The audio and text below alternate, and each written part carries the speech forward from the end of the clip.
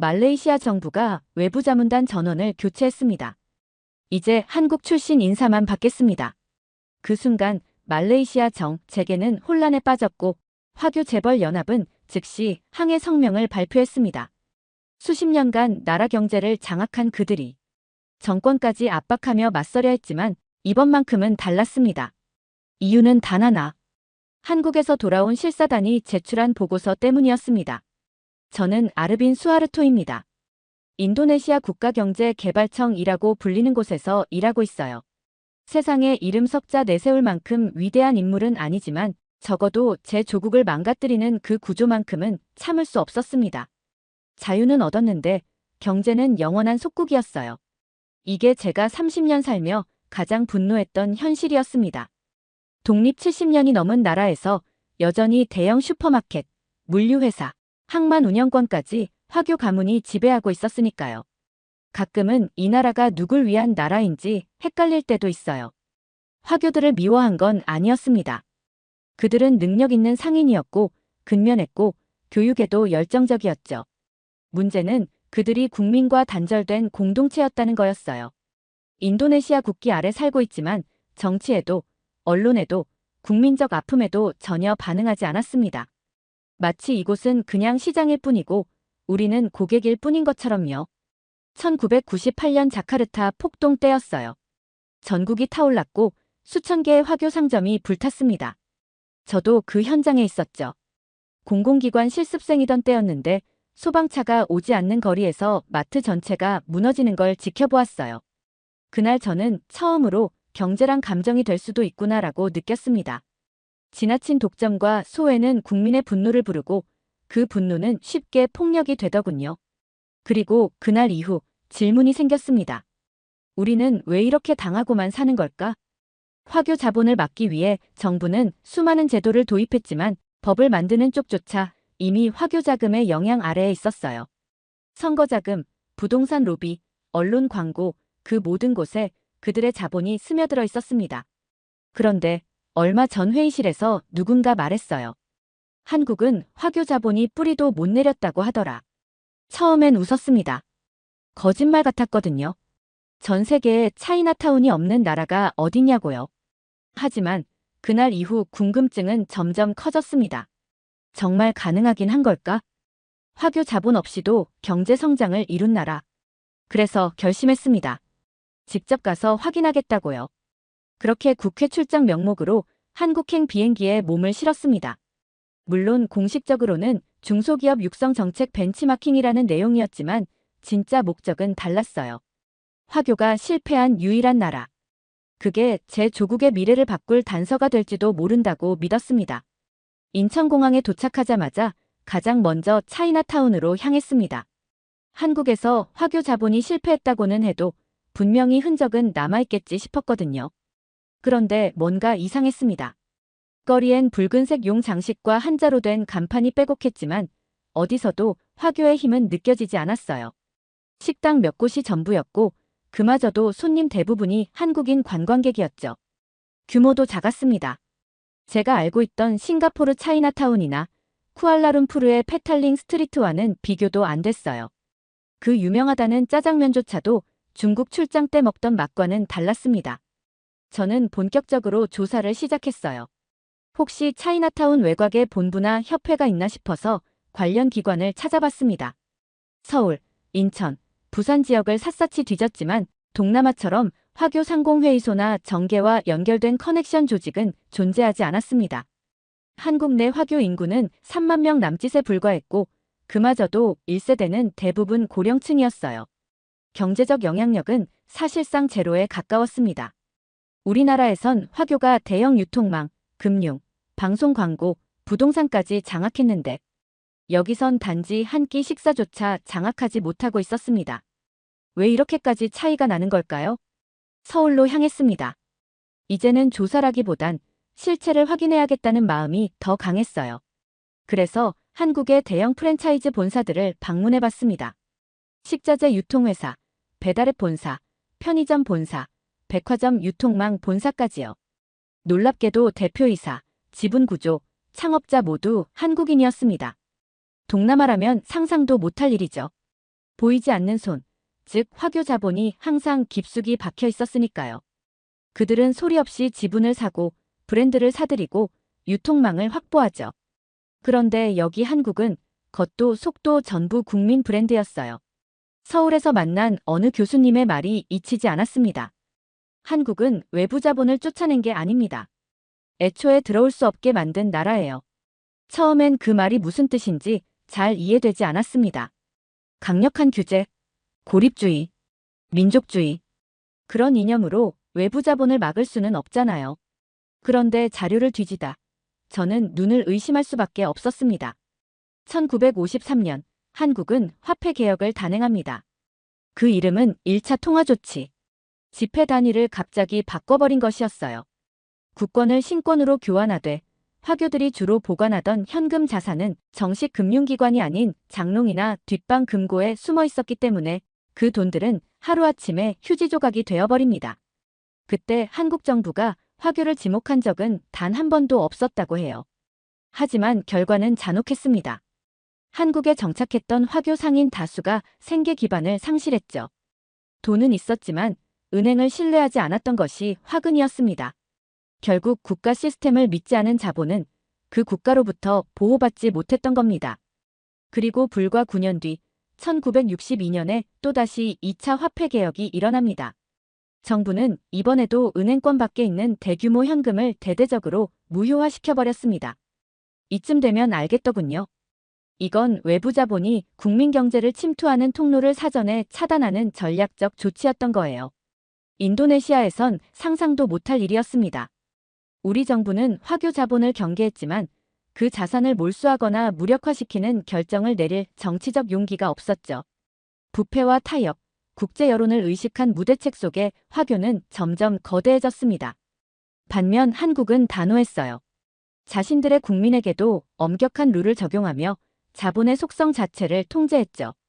서울 도심의 부동산 공시 시스템도 조사해봤습니다. 놀랍게도 1970년대 이후 한국은 외국인의 토지 소유를 제한하는 외국인 토지법을 제정해 실질적인 부동산 소유 자체를 봉쇄했더군요. 화교는 주택 한 채, 점포 하나 이상 소유할 수 없었고 심지어 임대조차도 제한됐습니다. 한마디로 돈이 있어도 뿌리를 내릴 수 없게 만든 겁니다. 그 결단이 있었기에 오늘날의 대형 유통체인도 음식 프랜차이즈도 중소자영업 생태계도 모두 외국 자본의 입김 없이 유지될 수 있었던 거겠지요. 화교를 공격하지 않았다는 건 정말 이상한 일이에요. 서울대에서 만난 역사학 교수님이 이렇게 말했을 때 약간 당황했습니다. 공격한 거 아닌가요? 화폐 개혁, 토지 제한, 음식점 가격 통제까지 그게 배제의 역사 아닙니까? 그는 고개를 저었어요. 그건 타인을 몰아낸 게 아니라 우리가 주인이라는 걸 증명한 것이죠. 그 말이 며칠 동안 머릿속을 맴돌았습니다. 한국은 분명히 외국 자본을 철저히 견제한 나라입니다. 그런데도 배타적 민족주의라는 비난을 거의 받지 않았어요. 답은 한국의 역사에 있었습니다. 1950년대 전쟁 직후 한국은 사실상 국가 기능이 거의 무너진 상태였어요. 외화도 없었고 산업 기반도 전무했으며 국민 다수는 극심한 빈곤에 허덕였다고 합니다. 당시 한국을 방문한 유엔 조사단은 이렇게 적었습니다. 이 나라는 독립국이 아니라 구호 대상에 가깝다. 그러나 아이러니하게도 그 극단적 상황이 국가 생존의 틀을 만든 셈이었어요. 국가가 아무것도 해줄 수 없던 시절, 살아남기 위해선 서로가 서로를 지켜야 했습니다. 그때부터 한국인들은 외부보다 내부를 선택하는 훈련을 시작한 겁니다. 박정희 정부가 집권한 이후 한국은 본격적으로 경제전쟁을 시작했습니다. 그는 동남아 여러 국가들이 화교 자본에 휘둘려 무기력해지는 걸 지켜봤죠. 말레이시아는 정권이 바뀔 때마다 경제 정책이 휘청였고 인도네시아는 독재 정권조차 화교 자산을 건드리지 못할 정도였습니다. 한국은 그들과 같은 길을 걷지 않겠다는 결심을 했습니다.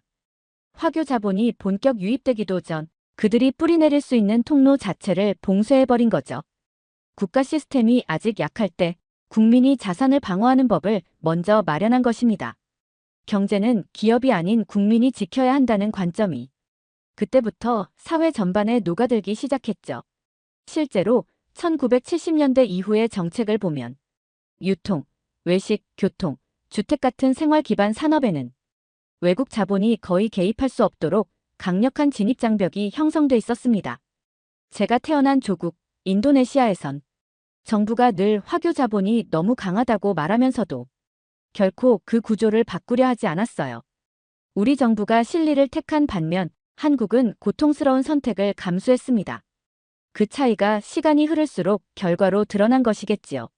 서울에 머무른 지 2주쯤 지났을 무렵 이상한 이야기를 하나 들었습니다.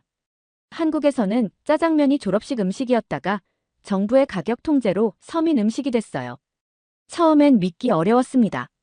음식 가격을 정부가 정한다니 1970년대에 그게 가능한 이야기였을까요? 하지만 자료를 찾아보자 바로 나왔습니다. 1970년 당시 정부는 전국 중국집의 짜장면 균일가를 강제합니다. 고급 외식이었던 짜장면이 하루아침에 가성비 메뉴가 되어버린 순간이었어요. 그 시대 짜장면은 대부분 화교들이 운영하는 음식점에서 판매됐고 이윤율도 높았기 때문에 소득 기반 중 하나로 여겨졌어요. 그런데 그 핵심 메뉴 가격을 일괄적으로 낮춰버리자 화교 업소들은 막대한 타격을 입을 수밖에 없었습니다. 더 충격적인 건 그 다음 해에 벌어진 일이었습니다. 1973년 한국 정부는 전국 중국집에 쌀밥 금지령을 내립니다. 당시 대부분의 중국 음식점은 짜장면 외에 볶음밥, 탕수육 등을 함께 판매했는데 그 밥이 문제였어요.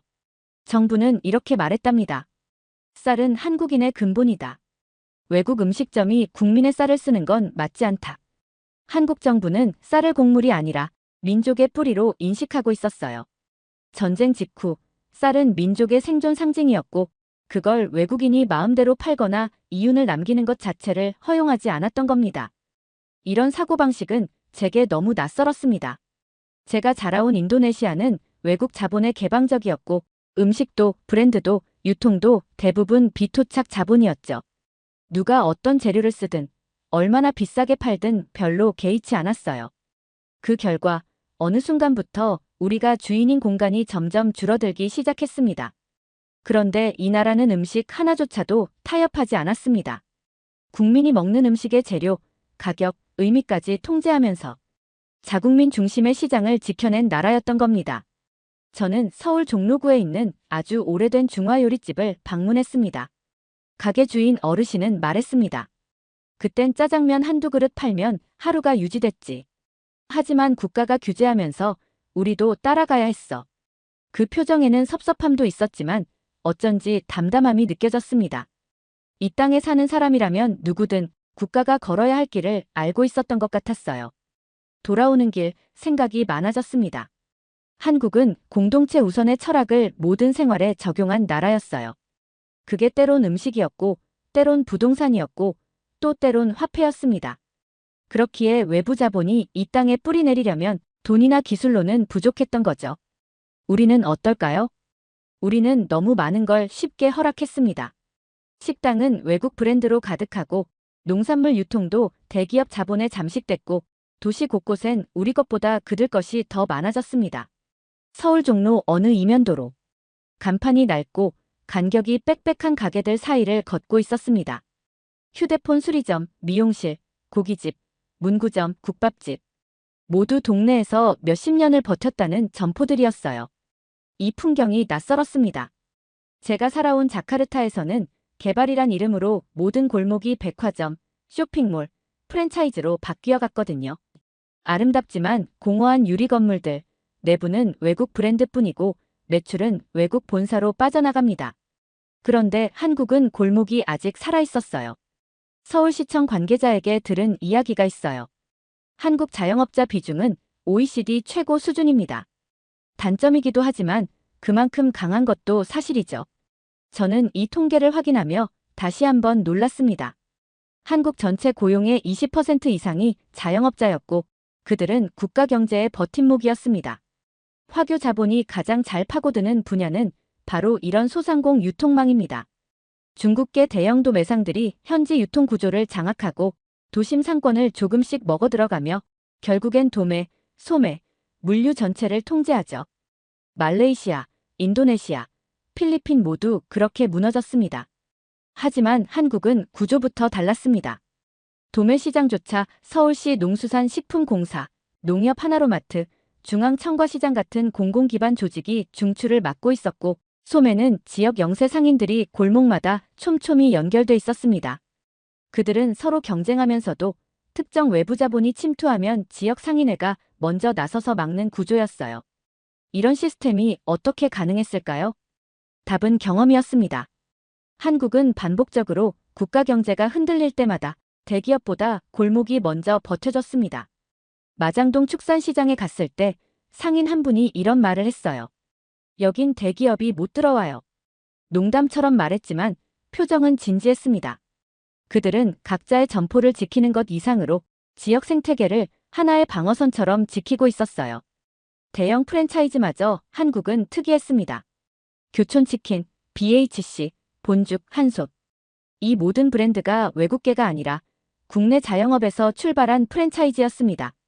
가맹점도 대부분 한국인이고 본사 지분도 외국 자본 비율이 낮았죠.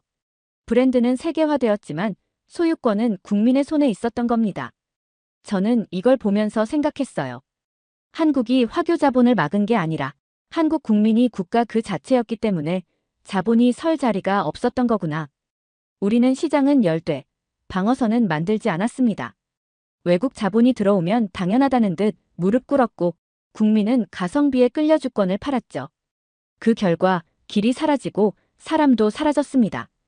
한국은 정말 특이한 나라예요. 국가가 국민을 지킨 게 아니라 국민이 시장을, 시장이 국가를 지킨 나라. 그게 이 나라가 세계 10위 경제대국이 된 이유인지도 모르겠습니다. 한국에 온 지 한 달이 지났습니다. 처음엔 호기심으로 시작된 여정이었지만 이제는 점점 공포와 경외가 뒤섞인 감정으로 바뀌어 가고 있었어요. 왜냐하면 이 나라는 화교 자본만 막은 게 아니었기 때문입니다. 놀랍게도 서양 자본조차 한국에선 무력해졌던 사례가 수두룩했거든요. 그중 가장 유명한 건 이마트 월마트 사건이었죠. 1990년대 말 미국의 유통 공룡 월마트는 한국 시장에 상륙합니다. 글로벌 유통망, 가격 경쟁력, 자본력 모든 면에서 최강이었고 한국 시장도 열광할 거라 기대했어요. 그런데 10년도 못 버티고 철수. 이유는 그들이 한국 소비자와 골목 상권의 문법을 전혀 이해하지 못했기 때문이에요. 1층에 매장 입구가 없고 주차장이 불편하고 물건은 싸지만 동네 상인의 정이 없었고 무엇보다 한국인의 소비 습관과 안 맞았던 겁니다. 반면 한국 토종 유통업체 이마트는 소비자 편의, 지역 밀착, 고향 정서까지 철저하게 연구했어요. 결국 글로벌 자본이 정서를 이기지 못한 사건이었죠. 또 하나 인상 깊었던 사례는 스타벅스의 유일한 실패 지점 이야기입니다. 스타벅스는 전 세계 거의 모든 곳에 진출해서 성공했지만 한국에선 본사 직영 시스템을 고집했습니다. 프랜차이즈를 줬다간 한국 자영업자들이 그 브랜드 자체를 능가해버릴 가능성이 있었기 때문입니다. 실제로 한국엔 이미 스타벅스보다 강한 커피 브랜드가 존재했죠. 이디야, 백다방, 투썸플레이스 같은 토종 브랜드들은 소비자 심리와 가격 포지션을 교묘하게 공략하며 독자 생존에 성공했어요. 심지어 어떤 지역에선 스타벅스 퇴출 운동이 벌어지기도 했습니다. 과도한 임대료 상승 때문이었고 동네 상권을 파괴한다고 판단되면 시민단체가 먼저 반응했죠. 여기에는 중요한 핵심이 있습니다. 한국은 외국 자본에 철저하게 조건을 붙이는 나라라는 겁니다. 저는 어느 날 서울 구로디지털단지 근처의 작은 공유주방 업체를 방문했습니다. 여기서 만난 창업자는 이렇게 말했어요. 우린 다들 작지만 프랜차이즈가 치고 들어오면 상인들끼리 임대료 정보도 공유하고 점포도 조정해요. 우리끼리 시장을 지켜야 하니까요. 인도네시아에선 프랜차이즈가 몰려오면 국민은 싼 가격에 열광했고 상인은 스스로 가게를 접었고 정부는 경쟁력 부족이라며 탓만했습니다. 한국은 화교 자본을 견제했을 뿐 아니라 서양 자본에도 당신은 이 땅의 룰을 따라야 한다고 말하는 나라였어요. 어느 날 서울 서대문에 있는 독립문 공원에서 한참을 앉아 있었습니다. 쌀쌀한 바람이 부는 가을 오후였고 그 아래로는 중학생들이 단체로 교복을 입고 있었죠. 아이들이 뛰노는 광경을 바라보며 문득 제 조국의 아이들이 떠올랐습니다. 똑같이 검은 머리, 똑같이 갈색 피부, 똑같은 교복. 그런데 그 아이들이 커가며 부딪힐 운명은 전혀 달랐습니다. 한국 아이들은 하나의 국민으로 자라고 우리 아이들은 다른 민족으로 분리되어 자랍니다. 말레이시아에서 자란 화교 아이와 말레이 아이는 같은 학교를 다녀도 같은 언어를 쓰지 않습니다. 한쪽은 중국어, 다른 한쪽은 말레이어, 심지어 교과서 내용도 다르고 대학 입시 제도도 다르고 받는 보조금과 세금 혜택도 다릅니다. 우리는 다문화를 말하면서도 정작 서로를 다른 사람으로 취급하며 살아왔어요. 그건 민족 갈등이라기보다 국가가 국민을 통합할 수 없었던 결과였습니다. 반면 한국은 식민지, 전쟁, 분단이라는 역사 속에서도 우리는 하나다라는 정체성을 지켜냈더군요. 그들은 화교 자본을 몰아낸 게 아니라 민족 공동체라는 테두리 안에 자본이 들어오는 걸 허용하지 않았던 겁니다.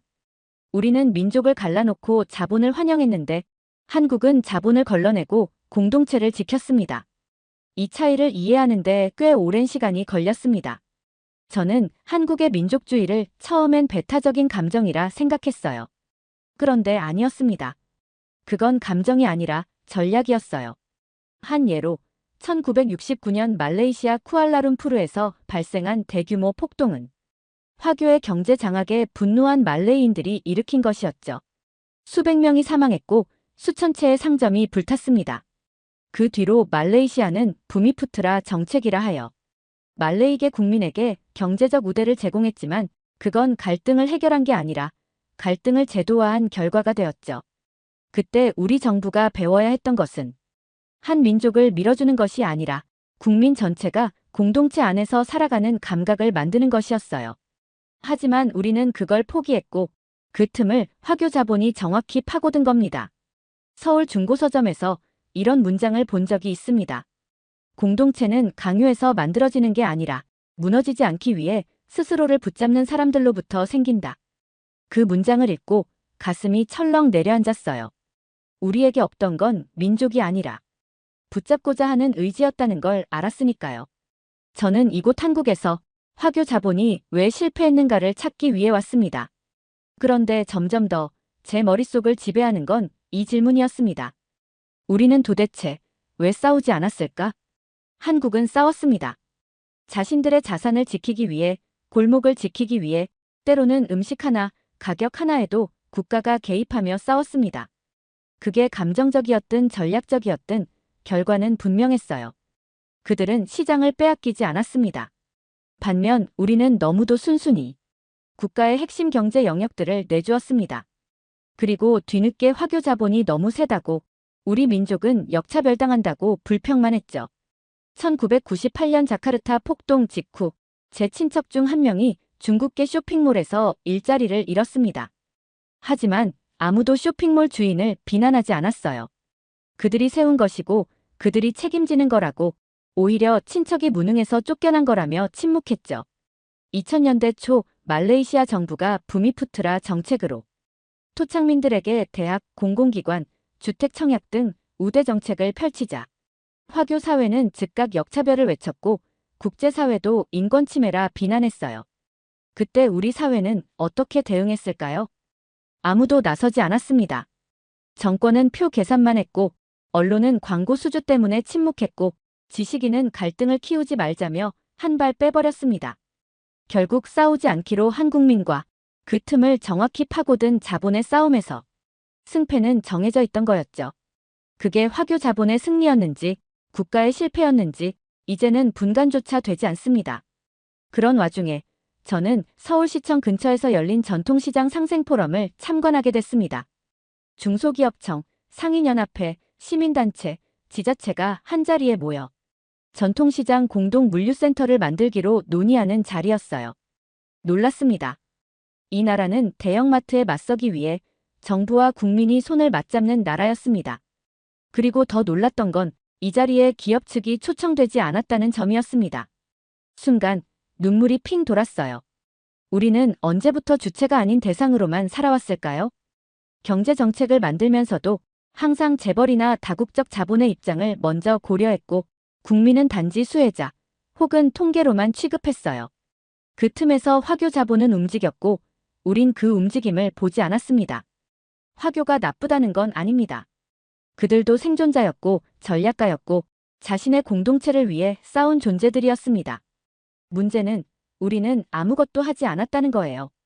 그들이 도매 시장을 장악할 때 우리는 싼 게 좋다며 침묵했고 그들이 부동산 시장을 선점할 때 우리는 투자니까 어쩔 수 없다고 말했어요. 결국 싸우지 않은 자가 싸운 자에게 지는 건 당연한 일이었겠죠. 한국에 도착했던 첫 주, 인천 차이나타운을 다녀왔습니다. 당시엔 관광지 정도로만 여겼고 화교가 실패한 흔적이라고만 생각했어요. 하지만 다시 가봐야 한다는 생각이 들었습니다. 다시 찾은 인천 차이나타운은 평일 오후라 그런지 한산했습니다. 붉은 간판들, 중화풍의 건축, 기념품 가게들, 겉모습만 보면 그럴듯했지만 눈에 띄는 건 관광객뿐, 화교 사회의 흔적은 찾아보기 힘들었습니다. 저는 식당으로 들어갔습니다. 짜장면이 유명한 집이었죠. 주방장은 한국인이었고 종업원도 모두 토박이었습니다. 매장 한켠에는 60년 전통이라는 문구가 걸려 있었어요. 혹시 사장님이 화교세요? 제가 물었더니 아니요, 한국 사람입니다. 그는 미소 지으며 말했지만 제겐 가볍지 않은 충격이었습니다. 이곳은 차이나타운인데 정작 중국계 자본의 흔적은 사라진 공간이었던 거예요.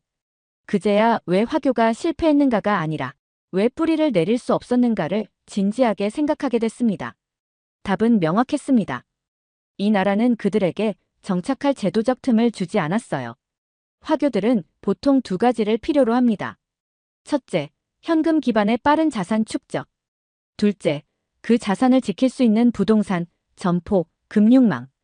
그런데 한국은 1950년대부터 화폐 개혁으로 현금 기반 자산을 무력화시켰고 1967년 외국인 토지법, 1970년 외국인 점포 제한법 등으로 땅도 점포도 빌려주지 않았습니다. 결국 화교들이 할 수 있는 일은 음식 장사 정도였는데 거기조차도 짜장면 가격 통제, 쌀밥 판매 금지령 같은 조치로 수익 모델을 구조적으로 막아버렸죠. 이 땅의 시장은 이 땅의 국민 것이어야 한다는 가장 원초적이고 단단한 철학이 법과 정책에 녹아 있었던 거예요. 저는 인천화교협회 건물 앞에 섰습니다. 그곳엔 한때 수천 명의 회원이 드나들던 시절이 있었다고 합니다. 지금은 문이 닫혀 있고 운영도 비정기적이라는 설명이 붙어 있었어요. 한국에 들어왔던 화교들은 대부분 이민을 떠났거나 한국인으로 귀화했거나 혹은 소리 없이 사라졌습니다. 한국은 늘 허용하되 주도권은 주지 않는다는 원칙을 유지했어요. 관광지로는 허용했지만 경제 권력은 허용하지 않았습니다. 주방은 내어줬지만 소유권은 끝까지 지키고 있었던 거죠. 돌아보면 이 나라의 방어는 참 독특했습니다. 폭력도 몰아냄도 없었습니다. 그저 정책으로, 제도로, 문화로 조용히 거절한 나라였습니다. 다른 나라들은 너무 늦게 알아차렸습니다. 화교가 대기업이 된 뒤에야 규제했고 그들이 정치권에 들어간 뒤에야 비판했죠. 하지만 한국은 아예 처음부터 들어올 틈조차 막아버린 나라였어요. 그 조용한 결단들이 이 나라를 화교 자본이 실패한 유일한 나라로 만든 겁니다. 차이나타운에서 돌아온 다음 날 저는 서울시 중구청 자료보관실에서 1970년대의 정책 문서들을 들여다보고 있었습니다. 점포 소유 제한, 외국인 토지 소유 제한, 1가구 1주택 정책, 국적 제한 허가 제도. 하나하나를 읽을수록 한 가지가 분명해졌습니다. 이 나라는 화교를 내쫓은 적이 없었습니다. 그 대신 한국인을 먼저 앉혔습니다. 그리고 저는 그게 진짜 핵심이라는 걸 깨달았어요. 한국은 어떤 자리에든 자국민 우선이라는 불문율을 제도로 고정시켰고 그 과정에서 단 한 번도 배타적이라는 비난을 두려워하지 않았습니다. 이건 철학이 아니라 감각이었습니다. 실제로 저는 지방을 돌아다니며 그 감각을 눈으로 확인할 수 있었어요. 강릉에선 수협이 어민에게 유통망을 연결해주고 있었고 전주에선 한옥마을 자영업자들이 상권 방어를 위해 프랜차이즈 진입 금지 조항을 스스로 설정하고 있었어요. 심지어 서울 마포구의 한 구립 도서관은 동네 소상공인과 연계해 책 사면 전통시장 상품권 증정 행사를 열었더군요. 자본은 언제나 약한 틈으로 스며듭니다. 소외된 지역, 사각지대, 제도 밖의 국민. 동남아 대부분의 나라는 그런 틈을 너무 많이 만들었고 그 사이로 화교 자본은 천천히 그러나 철저하게 스며들었죠. 반면 한국은 사각지대에 먼저 공공을 심어 넣었습니다. 농협, 수협, 생협, 도시재생센터, 지역신협. 이 모든 것들이 거대한 기업은 아니지만 국민이 공동체의 지붕 안에 머물 수 있도록 만든 최소한의 기둥이었습니다. 그 순간 저는 무언가를 깨달았습니다. 우리는 시장을 경제라고 생각했어요. 그래서 자본이 몰려오면 반기고 사람은 몰려나가도 외면했죠. 우리는 폭동은 일어났지만 책임자는 사라졌고 정책은 나왔지만 시스템은 없었으며 국민은 분노했지만 연대하지 않았습니다. 그 결과 우리는 싸울 줄 모르는 시장이 되었고 한국은 싸움을 피하지 않는 나라가 된 것이겠죠. 귀국 비행기를 타기 전 저는 마지막으로 도서관에 들렀습니다. 출국 전날까지 뭔가 하나라도 더 보고 가야 한다는 조급함 때문이었어요. 그곳 3층 사회과학 자료실에서 우연히 한 정책 논문을 발견했습니다. 국민 없는 경제는 국가가 아니다. 순간 심장이 철렁 내려앉았어요. 너무나 정확하게 우리에게 없는 문장이었거든요. 한국은 화교 자본을 몰아냈다는 표현조차 사용하지 않습니다. 그들은 외부 자본을 몰아낸 것이 아니라 처음부터 국민이 주인이 될 자리를 확보해 놓았던 겁니다. 한국엔 차이나타운은 있지만 화교 재벌은 없습니다. 관광은 허용하되 권력은 허용하지 않았기 때문입니다. 이제는 깨달아야 합니다. 그들이 강해서 이긴 게 아니라 우리가 준비하지 않았기 때문에 진 것이라는 사실을. 이제는 선택해야 할 시간입니다. 자본이 주인이 될 것인가, 국민이 다시 자리를 되찾을 것인가. 비행기에 탑승한 저는 기내에서 노트를 펼쳐 단 한 문장을 적었습니다. 이제 우리도 국민을 먼저 앉히는 경제를 설계해야 한다. 이건 한국의 모델을 베끼겠다는 게 아닙니다. 공동체를 지켜낸 방식에 대한 존중이자 우리 세대가 놓쳐버린 책임에 대한 반성이기도 했습니다. 너무 늦은 걸까요? 아니요. 한국도 늦었다고 말할 수 있는 순간이 있었지만 그들은 그때마다 준비하고 다시 싸웠습니다. 이제 우리 차례입니다. 국민 없는 경제는 국가가 아닙니다. 소외된 다수에게 생존의 자리를 돌려주는 것, 그게 한국이 말없이 보여준 메시지였습니다. 두 번째 사연 시작합니다. 전 세계 군사 전략가들이 조용히 입을 다물었습니다. 중국도, 미국도, 일본도 어느 누구도 감히 말하지 못했죠. 이미 그들은 알고 있었기 때문입니다. 한국은 아예 섬을 항공모함으로 만들어버린 나라였습니다. 울릉도, 흑산도, 백령도. 그저 평범한 섬이라 생각했던 그곳들이 전 세계를 뒤흔들 불침 항공모함 삼각벨트의 핵심이었다는 사실을 안 순간 나토 출신 전략가조차 무릎을 꿇었습니다. 그리고 그가 입을 열었습니다. 한국은 섬을 씹는다. 그건 무기가 아니라 경고였다. 대체 무슨 사연인지 오늘 사연 바로 시작하겠습니다.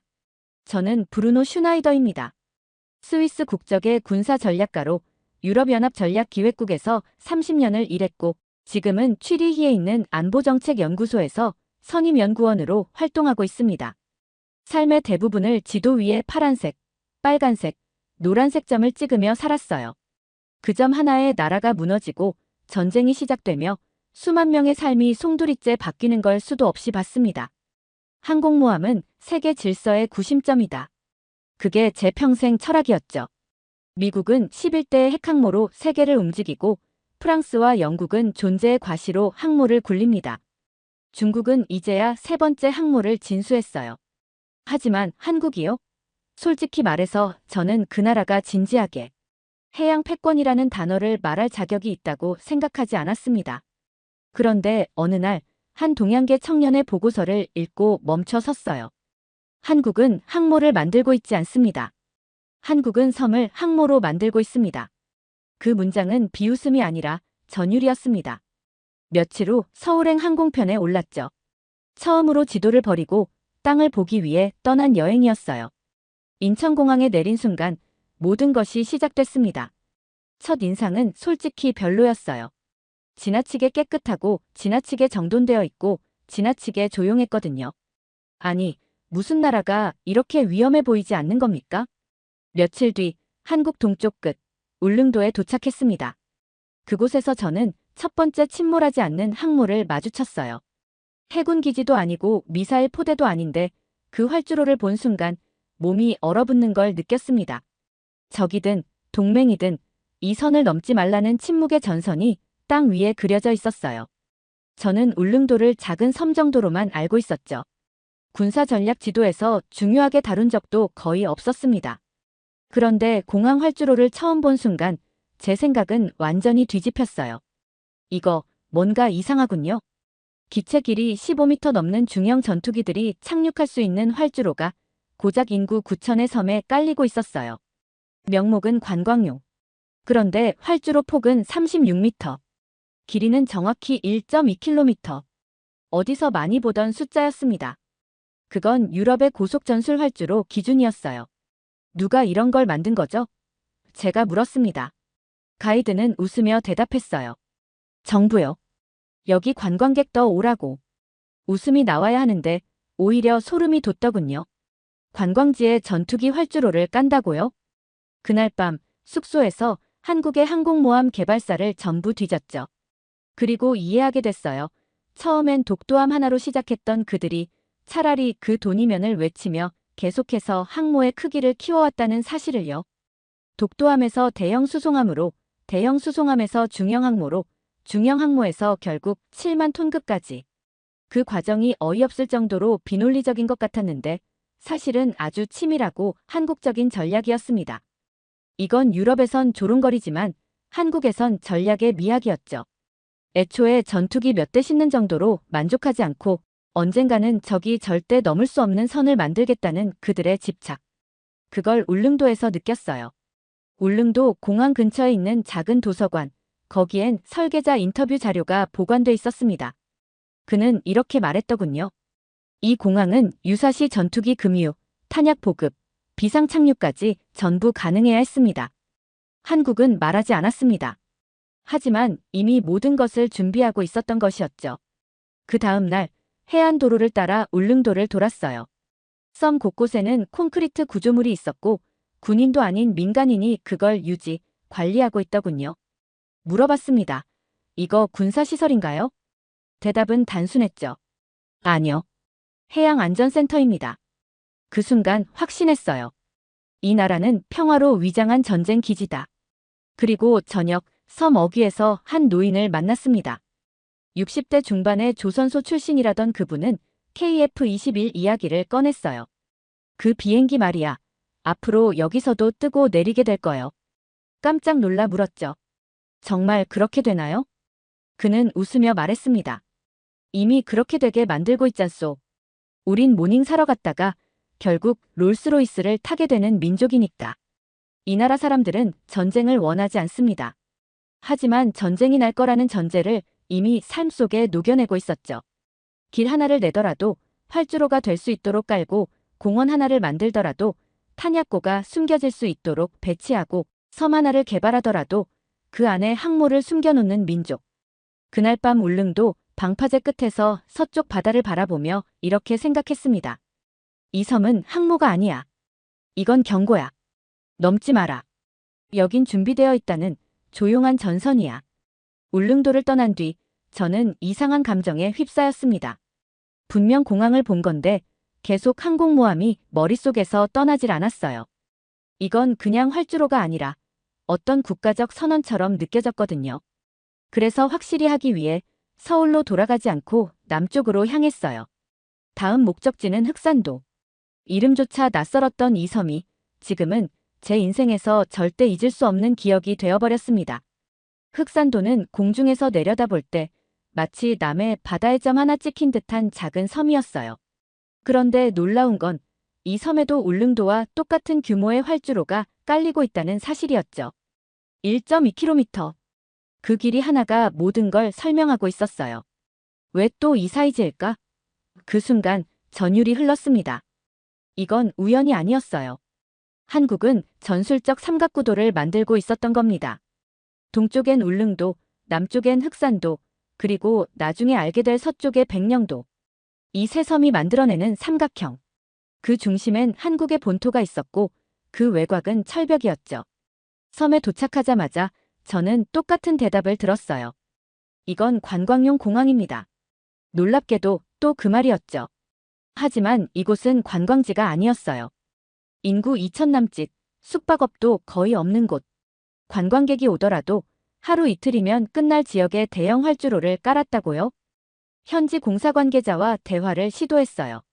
그는 처음엔 말을 아끼더니 제 신분을 확인한 뒤 조심스럽게 말했습니다. 우린 평화시엔 관광을 준비하고 유사시엔 반격을 준비합니다. 흑산도는 그냥 섬이 아니었습니다. 미래의 전장이자 적의 통로를 가로막는 전자적 지뢰밭이었어요. 지도 위에서 다시 확인했죠. 이 섬은 중국의 해군이 남중국해를 빠져나와 태평양으로 진입하려 할 때 반드시 지나야 하는 해협 바로 앞에 있었어요. 그 순간 깨달았습니다. 미국은 중국을 견제하기 위해 함대를 돌렸지만 한국은 아예 섬을 박아서 그 길을 막아버리고 있었던 거예요.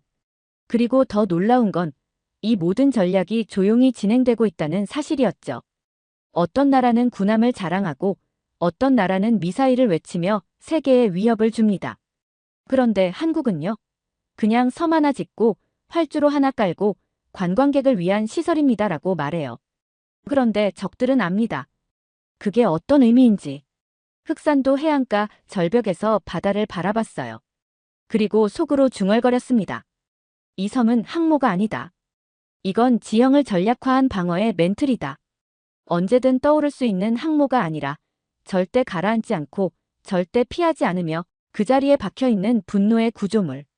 그날 밤 또다시 유럽 지도자들이 떠올랐어요. 그들은 항공모함을 띄우려 몇십 년을 계획합니다. 그러나 이 작고 겸손한 나라는 그 모든 함대를 무력화할 지형의 항모를 만들어냈죠. 더 이상 군사기지라는 단어를 입에 담지 않습니다. 이제는 이렇게 부르기로 했어요. 전략적 위장 구조물. 그게 바로 지금 한국이 세워놓은 섬들의 정체였어요. 흑산도 공항, 곧 완공됩니다. 공사 관계자의 말이었어요.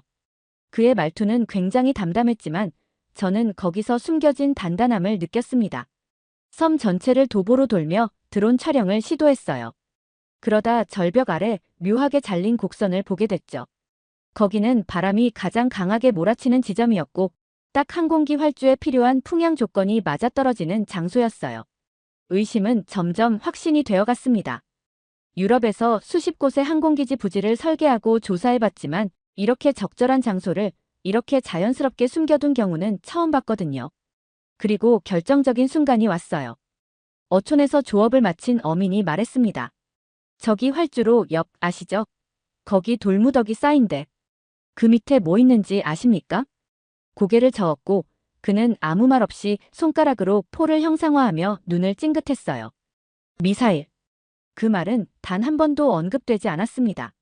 그저 눈빛과 손짓만으로 충분했죠. 저는 그때 직감했어요.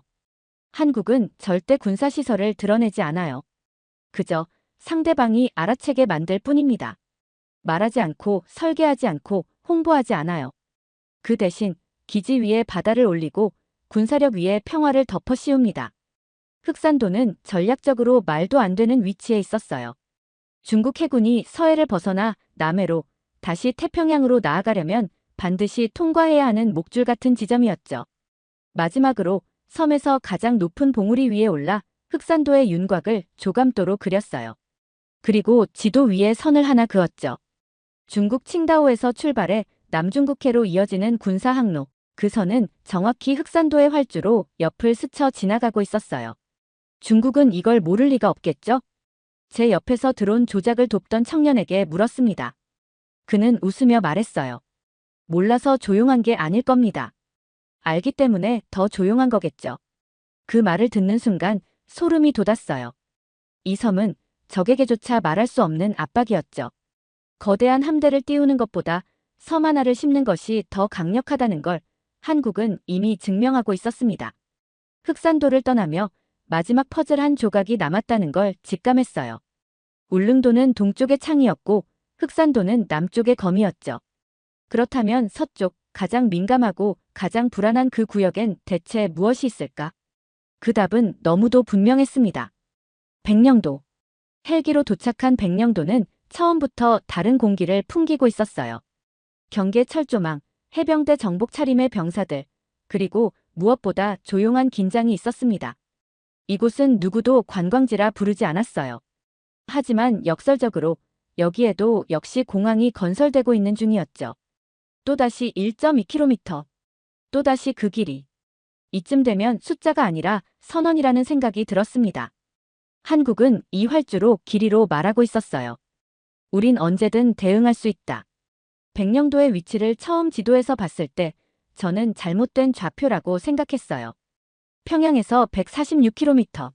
서울보다 가깝습니다. 북한 장산고지에서 직선 거리 14km.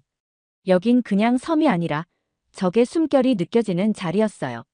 실제로 섬 남단에서 쌍안경을 들이대자 북한 해안 초소가 선명히 보였습니다. 우린 서로를 눈으로 보고 있어요.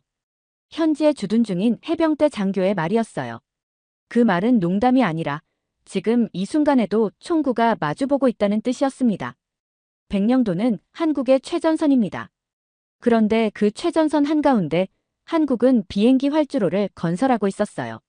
적이 가장 예민해할 자리에 가장 도발적인 구조물을 세우고 있는 겁니다. 하지만 그걸 누구도 도발이라 말하지 못해요. 왜냐고요? 그들이 먼저 말을 꺼내는 순간 자신들이 그 섬을 얼마나 두려워하는지 인정하게 되니까요. 더 놀라웠던 건 이 섬의 주민들이 기지화된 삶을 거부하지도 두려워하지도 않는다는 것이었어요. 그들은 말합니다. 전쟁 나면 제일 먼저 죽는 건 우리일지도 모르죠. 그래도 우린 떠나지 않아요. 백령도 해변을 따라 걷다가 숲을 아래 깔려있는 구조물을 하나 발견했어요. 옛 벙커였죠. 아마 수십 년 전 이 나라가 정말 약했을 때 만들어진 시설이었어요. 그 위에 이제는 활주로가 들어서고 있습니다. 방어의 시대에서 공세의 시대로 바뀐 것이죠. 그 변화는 숫자나 병력 배치보다 훨씬 무서웠어요. 이 섬엔 거대한 함선이 정박해 있는 것도 아니고 레이더 타워가 솟아있는 것도 아니었어요. 하지만 저는 알 수 있었습니다. 이 섬 자체가 함선이었고 이 백령도 자체가 사일로였으며 이 땅 전체가 포문이었어요. 해가 지기 시작하자 서해 바다 건너편으로 붉은 실루엣이 드러났어요. 북한 해안선이었습니다. 침묵하고 있지만 모두가 알고 있는 진실. 한국은 여기에 벽을 세운 것이 아니라 국경을 밖으로 밀어낸 것이었어요. 이 나라에선 어디까지가 국토이고 어디부터가 전선인지 아무도 정확히 말할 수 없습니다. 왜냐하면 그 구분선을 이미 한국 스스로가 없애버렸기 때문이에요. 백령도를 떠나면서 다시 지도를 펼쳤어요. 그리고 그 순간 놀라운 장면을 목격했습니다. 울릉도, 흑산도, 백령도. 세 섬이 마치 보이지 않는 실로 연결된 듯 완벽한 삼각형을 그리고 있었던 겁니다. 정확히 한국 본토를 감싸는 전략적 방패의 형태였어요. 서울로 돌아온 일주일 동안 거의 외출을 하지 않았어요. 하루 종일 지도만 붙잡고 있었죠. 울릉도, 흑산도, 백령도를 수십 번 확대하고 축소하며 그 삼각구도가 의미하는 바를 다시 뜯어보았습니다. 한국은 전쟁 준비를 하는 나라가 아닙니다. 그보다는 전쟁이 일어나는 것을 당연하게 여기는 나라였어요. 그 차이는 엄청나게 큽니다. 프랑스는 국경을 철조망으로 막습니다. 독일은 레이더를 깔고 미국은 위성으로 지키죠. 그런데 한국은 길을 냅니다. 섬 위에 공항을 짓고 활주로를 깔고 그 위로 평화를 덮습니다. 하지만 그 평화는 언제든 전투기 이륙 허가만 떨어지면 불꽃이 될 수 있는 상태로 유지되고 있는 것이었어요. 한날은 서울 종로에 있는 군사서적 전문 서점에서 우연히 군 출신 노인을 만났습니다. 그는 육군 공병 출신이라고 했어요. 그와 여러 대화 중 제가 다녀온 섬에 대해서 이야기하게 되었습니다. 그는 담배를 꺼내 물더니 이렇게 말했어요. 거기 다 지뢰밭입니다. 그 말에 저는 흠칫 놀랐어요. 지뢰밭이라고요? 그는 덧붙였어요. 진짜 지뢰는 없죠. 근데 거기서 전쟁 난다고 생각해봐요. 어디든 다 기지로 바뀔 수 있습니다. 활주로요? 예비기지. 도시요? 시가전 지옥. 학교요? 군병원. 길이요? 탱크 이동 경로. 우린 땅 하나도 그냥 두질 않아요. 이 나라는 미사일이 무기가 아니었습니다. 사람들이 무기였어요. 자신들이 사는 집, 다니는 길, 마시는 물조차 전시에 어떻게 바뀔지 모두 알고 있는 국민들. 그게 무서운 겁니다. 어떤 나라는 방어벽을 만듭니다.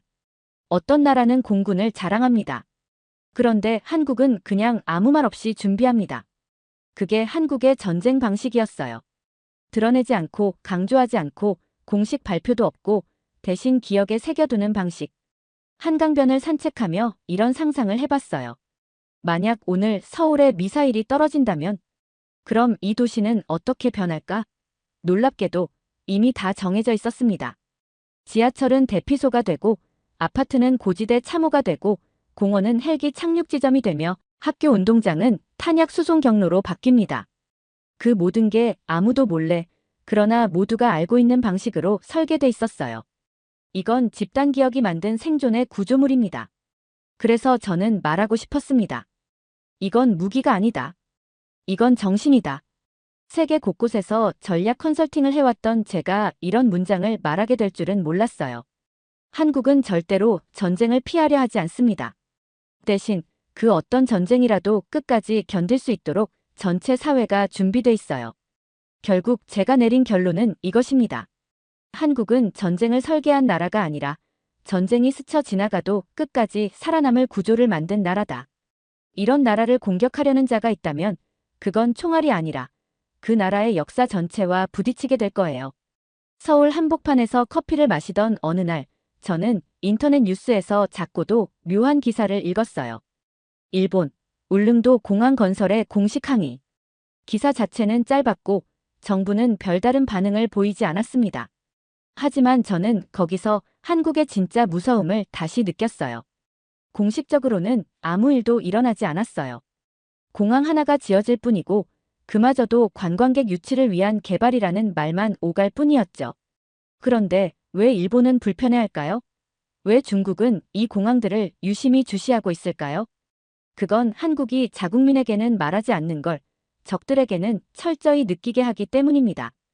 이 나라는 국민에게 전쟁 준비 중입니다라고 말하지 않아요. 하지만 적은 압니다. 지금도 뭔가가 준비되고 있다는 걸요. 그 차이는 실로 엄청납니다. 미국은 우린 대응하겠다고 외칩니다. 중국은 넘어오면 끝장난다고 경고하죠. 하지만 한국은요? 아무 말도 하지 않아요. 그저 조용히 울릉도에 활주로를 깔고 흑산도에 공항을 만들고 백령도에 무언가를 심고 입을 다물어요. 그 침묵이 사실은 가장 무서운 음성이라는 걸 저는 이 나라에서 처음 배웠습니다. 며칠 전 저는 전직미 공군 정보장교와 식사 자리를 가졌어요. 그는 이렇게 말하더군요. 한국은 전쟁 계획이 없어요. 대신 전쟁이 터지면 국민 전체가 알아서 전환되는 구조예요. 믿기 어려워 물었죠. 그게 가능합니까? 그는 담담하게 대답했어요. 9.11 테러 때 우리는 마비됐습니다. 하지만 한국은 5분 안에 변합니다. 도심이 전방이 되고 편의점이 보급소가 되고 마트가 민간 보급창이 되죠. 그 말을 듣는 순간 제 머릿속엔 한 문장이 떠올랐어요. 국민은 몰라도 적은 안다. 실제로 그랬어요. 서울 거리를 걷는 시민들은 전쟁을 입에 올리지 않아요. 하지만 적성국들의 군사 보고서에는 K시민 전환 시스템이 별도 항목으로 존재한다고 하더군요. 이건 충격이었습니다. 이 나라는 전시 매뉴얼을 들고 있지 않아도 각자가 알아서 매뉴얼이 되는 나라라는 거예요. 누가 지시하지 않아도 움직이는 사회. 그게 한국이었어요. 그럼 왜 한국 국민들은 모를까요? 아니요, 모르는 게 아니죠. 말하지 않을 뿐이에요. 울릉도에서 만났던 70대 노인이 떠올랐어요.